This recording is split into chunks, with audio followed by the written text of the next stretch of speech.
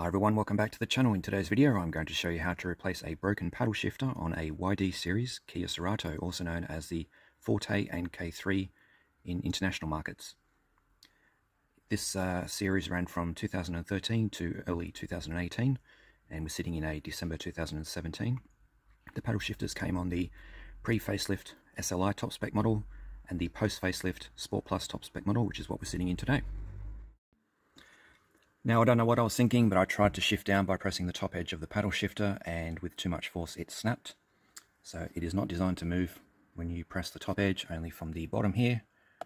So when you relocate it like so, it still works, but you can see here it is broken inside. So that's what we'll be replacing. In terms of the paddle shifters and why they're in this particular car, it's not a sports car, despite the name. I don't know what Kia were thinking, but you know, a lot of cars look sporty and they're not, like SUVs for example, but I do find them quite useful for engine braking as well as picking a gear before the transmission has decided. So this is a small capacity 4-cylinder engine, it's a 2-litre, and sometimes, you know, I'll change down to give it a bit of a run up for the hills and change up before the transmission has decided, just to kind of drive more economically, I suppose. So it's good to have that override, I would say. So if you can stretch to the Sport Plus, I would definitely recommend it, because you do get a few more niceties over even the Sport model. So we've got the pleather seats, rear air vents, the paddle shifters as I've just spoken about, auto dimming rear view mirror, auto folding side mirrors. I believe this push button start is exclusive to this grade and the smart trunk, so you can just stand behind the car when it's locked, and after 5 beeps it'll pop the boot. So, and I'm sure there's a few other bits and bobs in here that sets it apart. So it's a used car, so comparatively speaking it's not that expensive anymore compared to cars brand new today, that's for sure. So yeah, I'd highly recommend stretching to the Sport Plus, or even so the pre-facelift SLI. That came with a lot of nice features, including a CD player, which is a deletion in the facelift. They gave this Apple CarPlay and Android Auto, so I guess, yeah, a bit of cost cutting there. And I think it's also got a more basic instrument cluster in the center, so the SLI had a bigger screen, potentially with more functions. But yeah, I think for the money, for the price point, it's a very, very well equipped car. I can't complain, and it definitely feels more premium than its price point would suggest as well. So I think this was around 28 grand. Okay, back to the paddle shifters. So to remove the paddle shifters, we need to remove the steering wheel cover, which also includes the airbag, so this comes out in one piece. These buttons here, again, this is one piece all the way around. The piano black plastic trim houses these buttons. This all comes out in one piece. And then once we've done that, we can then access the paddle shifter to remove that. So the next step is to turn the steering wheel left and right to access some tabs, which we then press out with a flathead screwdriver, a medium-sized flathead screwdriver. So we need to do that first. With the battery disconnected, we can now remove the airbag. To do that, we just need a flathead screwdriver. Now there's 3 tabs, so there's one either side and there's one at the base of the steering wheel. So to access those, we need to turn the wheel. So we'll just turn the wheel to the right, and then we'll access this one first. And I'll bring you in closer once I get the airbag off, because I've actually got another steering wheel. So I'll show you where the tabs are exactly on that other steering wheel, because it's just hard to see here. And then with the steering wheel turned right hand down, I find it's easier to come in from the left with the screwdriver.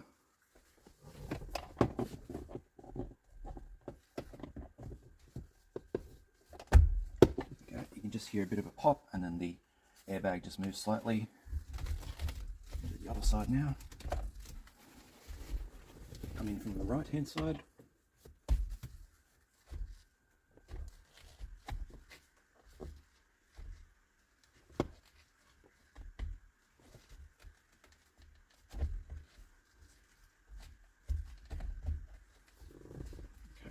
Done, and then I'll just turn the wheel down a little bit to get the one at the bottom. There we go, and just recenter, so you can see there, just comes straight out, and then we just need to unplug it. So I don't know if you can see there, but there are 2 plugs. So this one is the airbag plug, and that is the horn plug. The other benefit of disconnecting the battery is so you're not constantly activating the horn, because that would be happening quite a lot.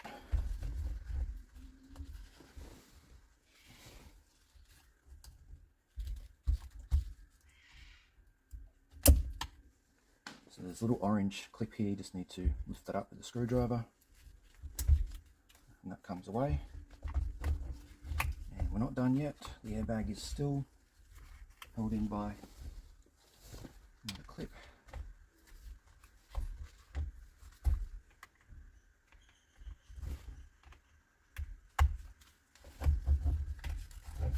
There we go, it is now free. So just put that somewhere safe.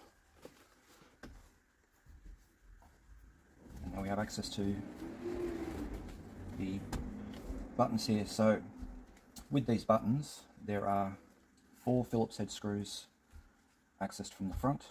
There's one accessed from the rear down below. And then once they're removed, you can actually pull this out in one go. So I'll do that now.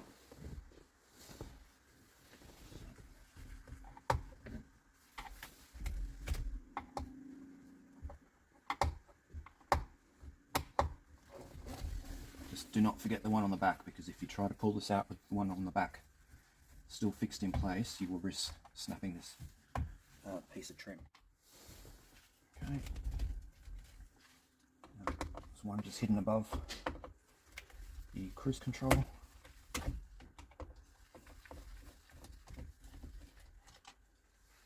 then one above the audio controls.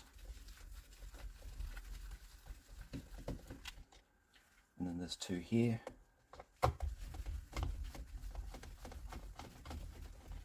They're all very visible, so just need to make sure. So there's 5 in total. I have all 5 screws removed, so 2 at the top, 2 towards the center, and then 1 on the back. So all 5 removed, we can now remove this entire trim piece. So just be firm. So again, if you have a Magna, you'll know what it's like removing the center console. You need to get a good wide grip on the trim and just be firm.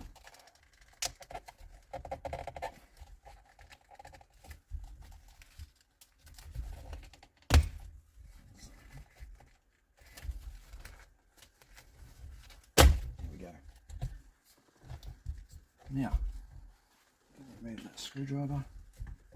There are now 4 wiring harnesses that need to be removed, 2 from each side.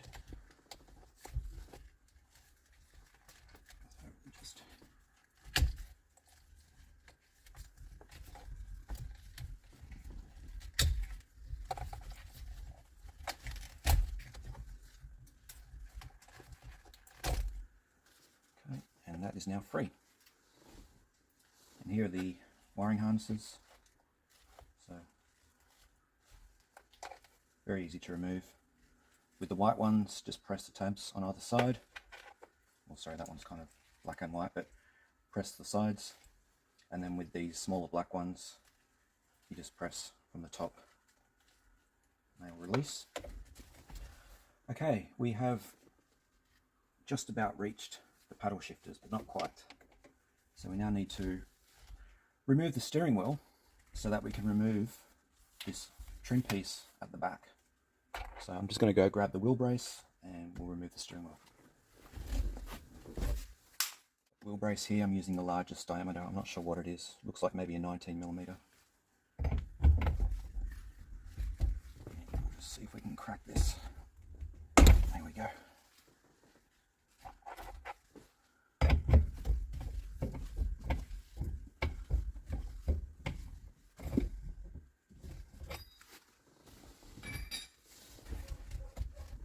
Will just recenter the steering wheel just so that I don't lose the position and don't put the steering wheel back on wrong.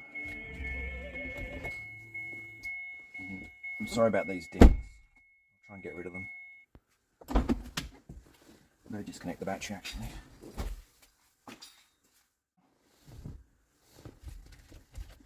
Side to side until I break it free off the spline. Okay, so we have the steering wheel removed now, and the left paddle shifter just fell out, that one there. so we don't need to worry about removing it from this steering wheel, but we need to remove it from this one. In terms of cost, the cheapest I could find shipped from the US, I couldn't find any Australian sellers, was around about 61 to 63 with economy postage. So buying this wheel from a wreckers in Sydney was much quicker, and it was a little bit cheaper, but it was mainly because I could get the paddle shifters quicker, and I've got a steering wheel which I can use for parts if I ever need it. Otherwise I'll just sell it, because the only difference between this and a lower spec steering wheel are the paddle shifters and this rear cover. So if you need a steering wheel, you just transplant the cover that you've already got onto the steering wheel. So you don't, like, the paddle shifters are kind of inconsequential, if that makes sense. Anyway, alright, so to access the paddle shifters, so I'll start with this steering wheel and we'll remove the left one only because that's the only one I need. So we'll get into that now. Again, there's 5 screws, so 2 at the top, 2 here, and then 1 at the rear. So we'll do that one first.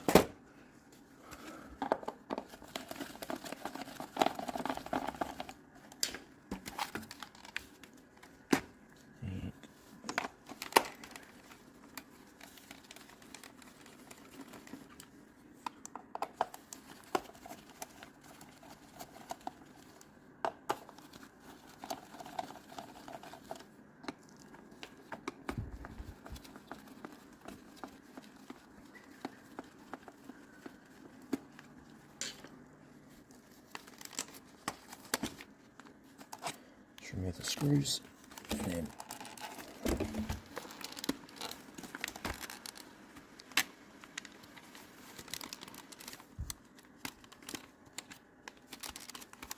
just firmly with a wide grip pull this trim piece away, and then we've got the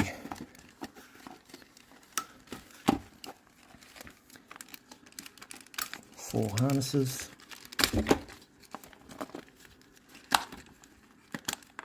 That's done.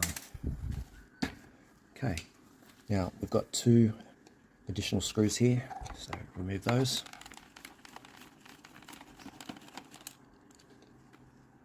And all these screws are the same, so should have 7 by the end of it. Okay. Now, with those removed, we should be able to press this back cover off. And there we go, the steering wheel is now free, and we can now see the paddle shifters. So there's a little harness there that clips in. There's the other one. So I'll leave this one alone, the right hand side, I only need the left. So we'll just press out the paddle shifter. So you can see here, I'll try and bring you in close, there's a kind of a bit of a ridge there that holds them in, and you can use a small kind of like watch screwdriver if you want, but you need to press it out from the outer edge. So we'll give that a go. There we go, pops out, and once you've popped it out you can remove the harness, and there we go, it's free. That's it. So now we'll just pop that into my steering wheel. Alright, so looking at my steering wheel now, I've already undone and removed all the screws. So we'll just pop this back cover off.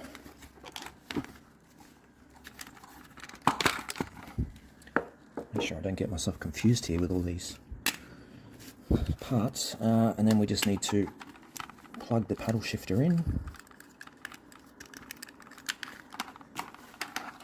And then just feed it in from the inside first, and then firmly press it in until it sits flush.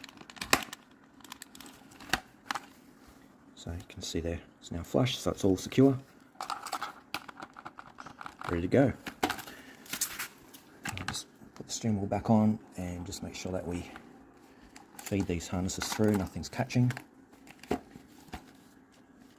Turn it over. Just firmly press it into place. Okay, so you can see here all the edges are flush, and we're ready now to screw everything back together. So we'll start with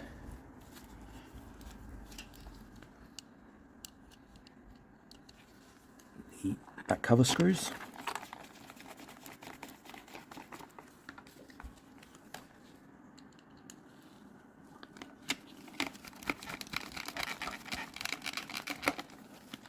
The steering wheel back on, we can now install these buttons and the lower trim, and then reinstall the airbag.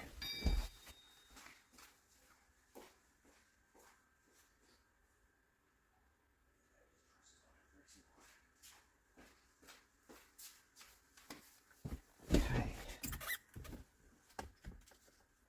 Again, we just need to make sure everything's clipped in.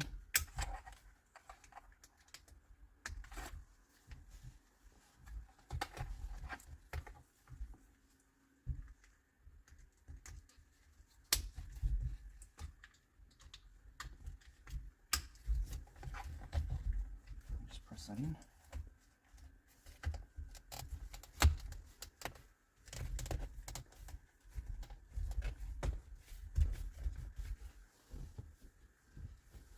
And then the 4 screws.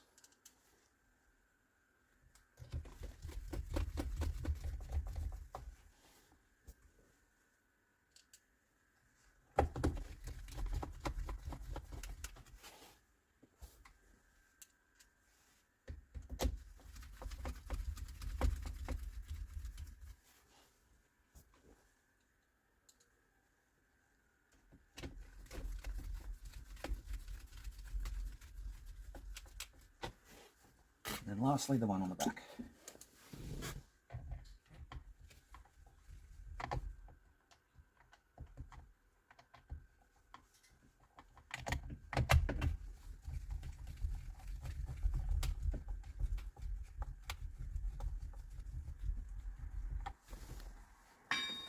Okay, and then the airbag.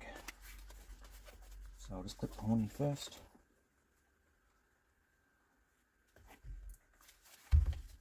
Alright, now the airbag. So press the orange clip down. Horn. And then just make sure the wire is placed into that guide.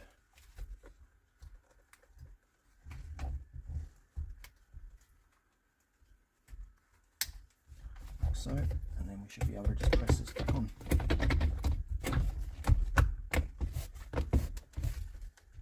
Alright, done. Okay, reconnect the battery and just make sure everything is working. Alright, there we go, job done. We have a nice new, or used, left-hand side paddle shifter. Right one I just left as is. No point changing it if it is not broken. So I'll leave it there for now. Any comments or questions, leave them below and I'll get back to you. And as always, thanks for watching. Cheers.